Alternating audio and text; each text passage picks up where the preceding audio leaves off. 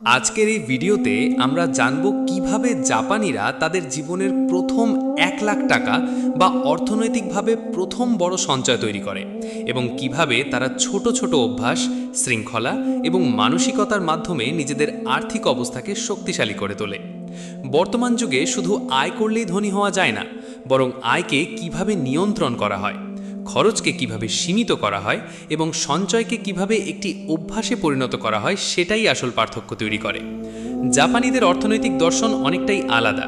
তারা বিলাসিতার আগে নিরাপত্তা, চাহিদার আগে প্রয়োজন এবং দ্রুত ভোগের আগে দীর্ঘমেয়াদী স্থিতিশীলতাকে প্রাধান্য দেয়। এই ভিডিওতে আমরা এমন দুটি শক্তিশালী পয়েন্ট আলোচনা করব যা অনুসরণ করে যে কেউ তার জীবনের প্রথম 1 লাখ টাকা খুব সহজে জমাতে পারে, যদি সে সত্যিকারের নিয়মানুবর্তিতা এবং ধৈর্য ধরে এগিয়ে যেতে পারে। এই স্ক্রিপ্টটি শুধু তথ্য নয়, বরং এটি একটি মানসিক পরিবর্তনের দিক নির্দেশনা, যা আপনাকে শেখাবে কিভাবে অপ্রয়োজনীয় খরচ কমিয়ে, আয়কে সঠিকভাবে ভাগ করে এবং ভবিষ্যতের জন্য পরিকল্পনা করে ধাপে ধাপে আর্থিক স্বাধীনতার পথে এগিয়ে যাওয়া যায়। আপনি যদি সত্যিই আপনার জীবনে পরিবর্তন আনতে চান, তাহলে ভিডিওটি শেষ পর্যন্ত মনোযোগ দিয়ে দেখবেন, কারণ প্রতিটি অংশ আপনার চিন্তাভাবনাকে নতুনভাবে গড়ে তুলতে সাহায্য করবে। যদি আপনি এমন আরও বাস্তবধর্মী এবং জীবন পরিবর্তনকারী কন্টেন্ট পেতে চান, তাহলে এখনই AH মোটিভেশন চ্যানেলটি সাবস্ক্রাইব করুন, ভিডিওটি লাইক করুন এবং আপনার বন্ধুদের সাথে শেয়ার করুন, কারণ একটি ভালো ধারণা শুধু একজনের জীবন নয়, অনেকের জীবন পরিবর্তন করতে পারে। মন্তব্যে জানাতে ভুলবেন না আপনি এখন কোন পর্যায়ে আছেন এবং এই নীতিগুলো আপনার জীবনে কিভাবে কাজে লাগাতে পারেন বলে আপনি মনে করেন, কারণ আপনার প্রতিক্রিয়াই আমাদের আরও ভালো কন্টেন্ট তৈরি করতে অনুপ্রাণিত করে। প্রথম পয়েন্ট, জাপানিদের আয় নয় বরং সঞ্চয় নির্ভর জীবনধারা এবং কঠোর বাজেট নিয়ন্ত্রণের মানসিকতা। জাপানিরা কিভাবে তাদের জীবনের প্রথম 1 লাখ টাকা বা প্রথম বড় সঞ্চয় তৈরি করে তার সবচেয়ে গুরুত্বপূর্ণ ভিত্তি হল তাদের অর্থ ব্যবস্থাপনার মানসিকতা, যা সাধারণ মানুষের চিন্তার থেকে সম্পূর্ণ আলাদা। তারা কখনোই শুধু বেশি আয় করাকে ধনী হওয়ার একমাত্র পথ হিসেবে দেখে না, বরং তারা মনে করে যে আয় যতই হোক না কেন, যদি সেটাকে নিয়ন্ত্রণ করা না যায় তাহলে অর্থ কখনোই স্থায়ী হয় না। এই কারণেই জাপানে একটি খুব জনপ্রিয় ধারণা রয়েছে যাকে বলা হয় কাকেইবো বা পারিবারিক বাজেট হিসেব পদ্ধতি। এই পদ্ধতির মূল লক্ষ্য হল প্রতিদিনের আয় ও খরচকে অত্যন্ত সূক্ষ্মভাবে লিখে রাখা এবং প্রতিটি টাকার একটি উদ্দেশ্য নির্ধারণ করা। জাপানিরা তাদের মাসিক আয়ের শুরুতেই সেটাকে কয়েকটি ভাগে ভাগ করে ফেলে, যেমন প্রয়োজনীয় খরচ, ভবিষ্যৎ সঞ্চয়, জরুরি ফান্ড এবং অপ্রয়োজনীয় খরচের জন্য সীমিত বাজেট। তারা বিশ্বাস করে যে টাকা আসার আগেই তার একটি পরিকল্পনা থাকা উচিত, না হলে টাকা হাতের মধ্যেই হারিয়ে যায়। এই মানসিকতা তাদের প্রথম 1 লাখ টাকা জমাতে সবচেয়ে বড় ভূমিকা রাখে, কারণ তারা আয় বাড়ানোর দৌড়ে না গিয়ে খরচ কমানোর দক্ষতাকে আয় বৃদ্ধির চেয়ে বেশি গুরুত্ব দেয়। উদাহরণস্বরূপ, একজন জাপানি ব্যক্তি যদি মাসে নির্দিষ্ট পরিমাণ আয় করে, তাহলে সে প্রথমেই একটি নির্দিষ্ট শতাংশ, যেমন 20 থেকে 30% সরাসরি সঞ্চয় হিসেবে আলাদা করে রাখে এবং সেটাকে কখনোই দৈনন্দিন খরচের জন্য ব্যবহার করে না। এই পদ্ধতিকে বলা যায় পে ইয়োরসেলফ ফার্স্ট নীতি, যা জাপানিরা খুব কঠোরভাবে অনুসরণ করে।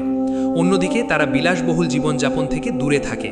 তারা প্রয়োজন ছাড়া নতুন ফোন, নতুন গ্যাজেট বা অপ্রয়োজনীয় ব্র্যান্ডেড জিনিস কেনে না, কারণ তারা জানে প্রতিটি অপ্রয়োজনীয় খরচ তাদের আর্থিক লক্ষ্য থেকে দূরে সরিয়ে নিয়ে যায়।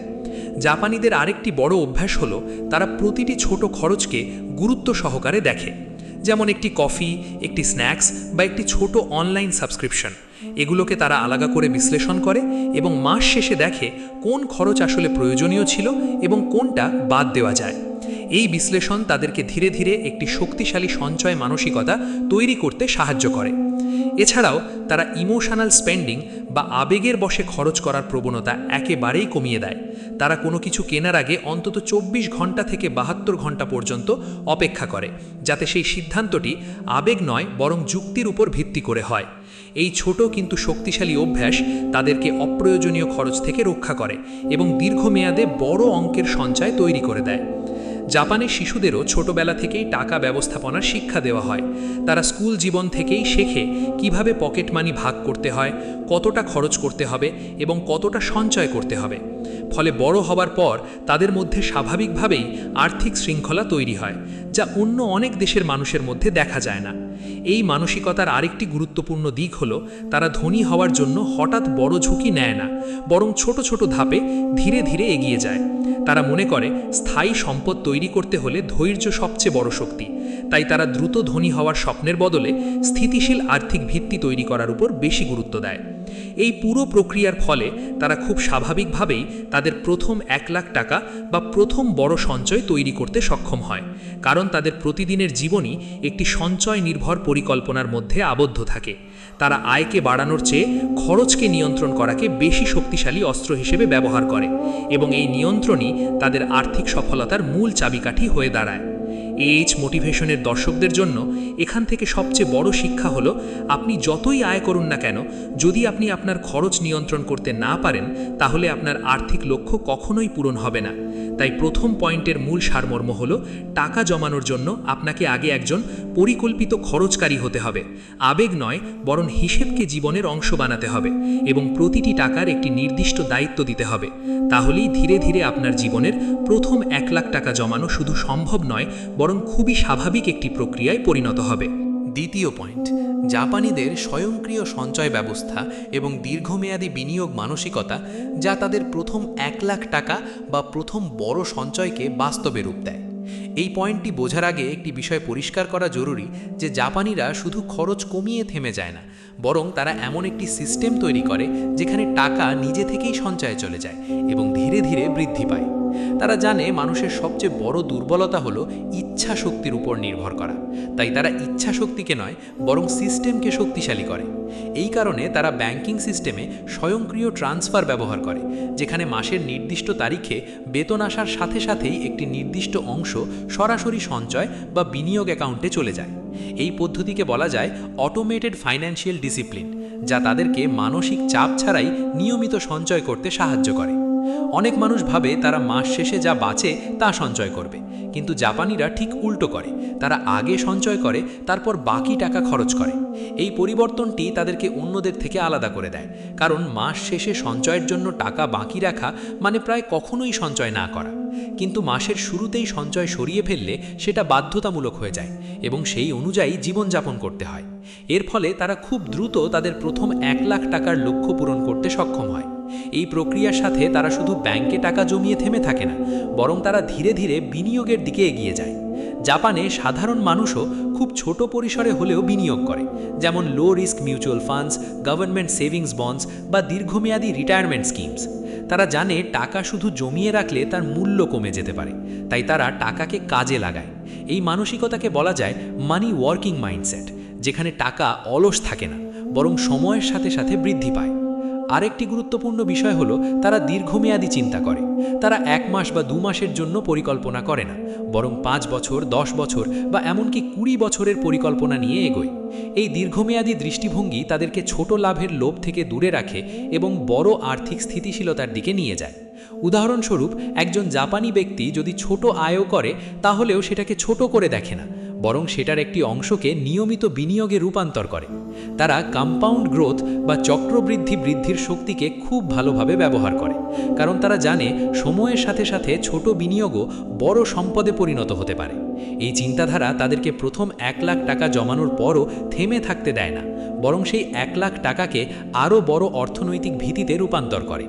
এছাড়াও জাপানিরা আরেকটি গুরুত্বপূর্ণ অভ্যাস অনুসরণ করে, সেটি হলো ফাইন্যান্সিয়াল ইনভিজিবিলিটি, অর্থাৎ তাদের সঞ্চয়কে এমনভাবে আলাদা রাখে যেন সেটা দৈনন্দিন খরচের অংশ নয়।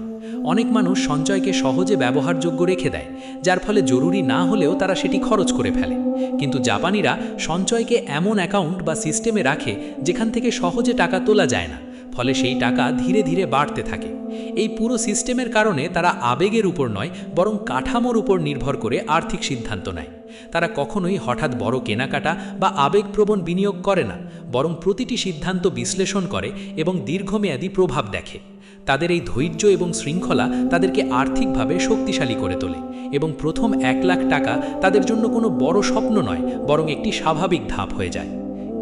মোটিভেশন দর্শকদের জন্য এখান থেকে সবচেয়ে বড় শিক্ষা হলো শুধু খরচ কমানো বা আয় বাড়ানো যথেষ্ট নয়, বরং একটি স্বয়ংক্রিয় সিস্টেম তৈরি করতে হবে যেখানে টাকা নিজে থেকেই সঞ্চয় হবে এবং ধীরে ধীরে বাড়বে। যদি আপনি আপনার জীবনে এমন একটি সিস্টেম তৈরি করতে পারেন যেখানে আপনার ইচ্ছাশক্তির প্রয়োজন ছাড়াই সঞ্চয় হচ্ছে, তাহলে আপনি কখনোই আর্থিকভাবে পিছিয়ে পড়বেন না এবং খুব সহজেই আপনার জীবনের প্রথম 1 লাখ টাকা থেকে শুরু করে বড় অর্থনৈতিক লক্ষ্যগুলো অর্জন করতে পারবেন। তাই এই দ্বিতীয় পয়েন্টের মূল শিক্ষা হলো সঞ্চয়কে একটি অভ্যাস নয়, বরং একটি সিস্টেমে পরিণত করা এবং সেই সিস্টেমকে দীর্ঘমেয়াদী বিনিয়োগের সাথে যুক্ত করা। তাহলেই জাপানিদের মতো আপনিও ধাপে ধাপে আপনার আর্থিক ভবিষ্যৎকে নিরাপদ এবং শক্তিশালী করতে পারবেন। আজকের এই ভিডিও থেকে আমরা বুঝতে পারলাম কিভাবে জাপানিরা তাদের প্রথম 1 লাখ টাকা বা প্রথম বড় সঞ্চয় খুব পরিকল্পিতভাবে তৈরি করে। শুধু বেশি আয় করে নয়, বরং সঠিক মানসিকতা, শৃঙ্খলা এবং সিস্টেম তৈরি করার মাধ্যমে তারা তাদের আর্থিক জীবনকে শক্তিশালী করে তোলে। প্রথম পয়েন্টে আমরা দেখেছি কিভাবে তারা খরচ নিয়ন্ত্রণ করে, বাজেটকে কঠোরভাবে অনুসরণ করে এবং প্রতিটি টাকার একটি নির্দিষ্ট উদ্দেশ্য তৈরি করে জীবনকে নিয়ন্ত্রণে আনে। আর দ্বিতীয় পয়েন্টে আমরা দেখেছি কিভাবে তারা স্বয়ংক্রিয় সঞ্চয় ব্যবস্থা এবং দীর্ঘমেয়াদী বিনিয়োগের মাধ্যমে টাকাকে নিজেদের জন্য কাজ করায়। এই দুইটি নীতির মূল শক্তি হল ধারাবাহিকতা এবং ধৈর্য, যা ছাড়া কোনো আর্থিক সফলতা দীর্ঘস্থায়ী হতে পারে না। বাস্তবতা হলো বড় পরিবর্তন কখনো একদিনে আসে না, বরং প্রতিদিনের ছোট ছোট সিদ্ধান্তই ভবিষ্যতের বড় ফলাফল তৈরি করে। আপনি যদি সত্যিই আপনার জীবনে প্রথম 1 লাখ টাকা বা তার চেয়েও বড় আর্থিক লক্ষ্য অর্জন করতে চান, তাহলে আজ থেকেই অপ্রয়োজনীয় খরচ কমানো শুরু করুন, সঞ্চয়কে বাধ্যতামূলক করুন এবং একটি দীর্ঘমেয়াদী পরিকল্পনা তৈরি করুন। মনে রাখবেন, সফলতা কোনো জাদু নয়, এটি একটি অভ্যাসের ফলাফল। এজ মোটিভেশনের পক্ষ থেকে এতটুকুই। যদি এই ভিডিওটি আপনার চিন্তাভাবনায় সামান্য পরিবর্তন এনে থাকে, তাহলে অবশ্যই লাইক দিন, শেয়ার করুন এবং সাবস্ক্রাইব করে পাশে থাকুন, কারণ আমরা এমনই বাস্তবভিত্তিক জীবন পরিবর্তনকারী কন্টেন্ট নিয়মিত নিয়ে আসি।